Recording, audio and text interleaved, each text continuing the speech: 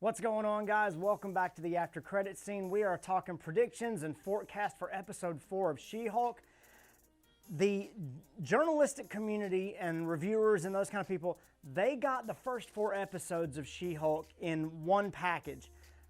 If you watched any early reviews of She-Hulk are out and those kind of things, the reviews that people are giving, a lot of those guys were given that press packet all together. So a lot of my reviews and a lot of my predictions for what's going to happen next episode moving forward come from the idea that Disney gave those press people these 4 episodes. In addition to the things that have happened in the first 3 episodes, here's where I think we're headed. Now, I think 100% chance here that the conflict heats up. We've had an origin story. We've had the filler episode that gets Jen to her new law firm in the superhuman law division. We've had some of the setup with Blonsky, her first case, to kind of give the idea that there's, make her high profile, put her in the spotlight. There's a lot of trailers that have shown Jen all She-Hulked out in a flowing gown at some kind of gala. I think we're going to get some of those things. She-Hulk's out in public. She's getting ahead of this negative image that's out there. But some kind of conflict, whatever the main conflict moving forward for this entire series, has to rear its head pretty soon. I think that's coming, whatever that is. I don't think it's just Titania. I think there's something else there that's going on that would bring in some of these other characters that we've already seen. Wong, Daredevil, some of these other pieces seem a little too big for someone like Titania or even the Wrecking Crew. So moving forward from there, as much as I want to say the conflict heats up, I'm 70% sure here, more than 50%, but not quite sold on it because we could get an episode that diverges from that. We're going to get a brand new case. Now, whether that's one of Jen's colleagues in the Superhuman Law Division or whether that's her, we're going to get our cameo of the week. We're going to get some new obscure character that pops up that has some kind of law issue, and that's where we're going to get this new case, the Plot B, so to speak. They made a fourth wall reference to that last week. So we're going to get some kind of new case here in the midst of these kind of things. I don't think we're done with Wong, not just because the video and the trailers and things that we've seen show Wong in some other scenes with some other, battling some other evil, and it crosses paths with Jen. But I just think his story, popping in and popping back out, he is Jen's connection to the rest of the Marvel Universe at the moment. And there's got to be a way to bridge those two, and bringing him in early on, there's going to be something else there popping up, especially since we've had some interaction with Emil Blonsky, aka Abomination. Now, whether we get him in this episode or not, I don't know. Maybe he pops up later. We got enough Wong, and then it's going to diverge and he pops up later. But obviously, with regard to some of the trailers, we're not done with him. But storyline-wise, I don't think we're done with him, and he could pop up as soon as this episode. I think we get Titania for sure in this episode 4. 100% certain there that we're going to get Titania popping up in this episode. Blonsky has gotten out of prison. We've seen some trailer footage where Titania pops up somewhere, but I think it's in this episode.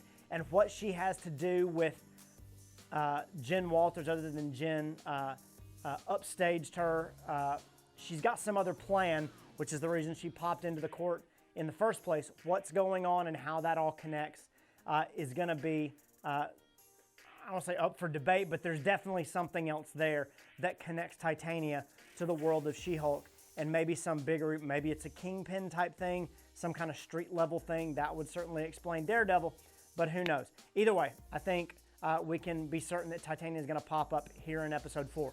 I think there's a big reveal coming in episode 4. Like I said, the conflict's got to heat up, but with the press corps getting 4 episodes of this show from Disney Plus, I think something, because the first 3 episodes have been good, but they haven't had that punch. There hasn't been something that would say, oh, this is going to be great. Oh, this is building up to something big. Something that would make the press corps go, this show is worth watching. This is going to be amazing. It's excellent. Perhaps it is a Daredevil reference. Maybe he pops up right there at the end, and it leads into the next half of the show. 85% sure there's a big reveal coming.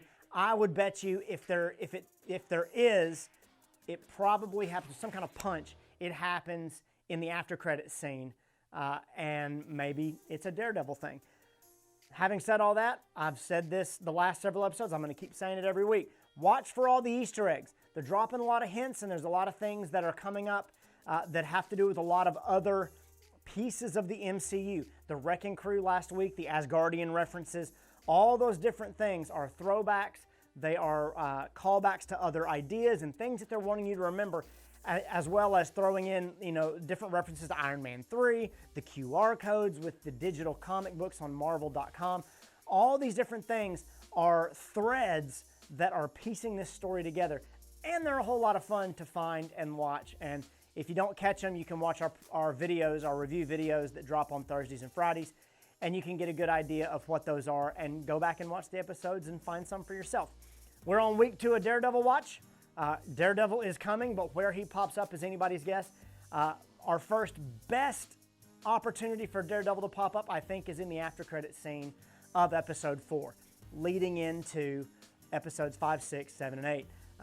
I think maybe he pops in and out, but there's clearly some idea there that maybe there might be a team up between the two, and I can't wait to see Daredevil's yellow and red costume and maybe get some kind of explanation as to whether or not the Netflix shows are canon or not. So again, watch for threads, watch for Easter eggs, see what happens.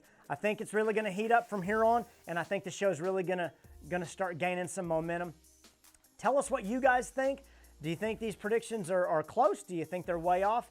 I'm interested to see what you guys think in the comments. As always, please like and subscribe to the channel. Hit the notification bell so when we drop new content, you'll be the first one to know about it. And check out some of our other content. We got lots of things you can sink your teeth into. And when the next one drops, we'll catch you right back here. Later.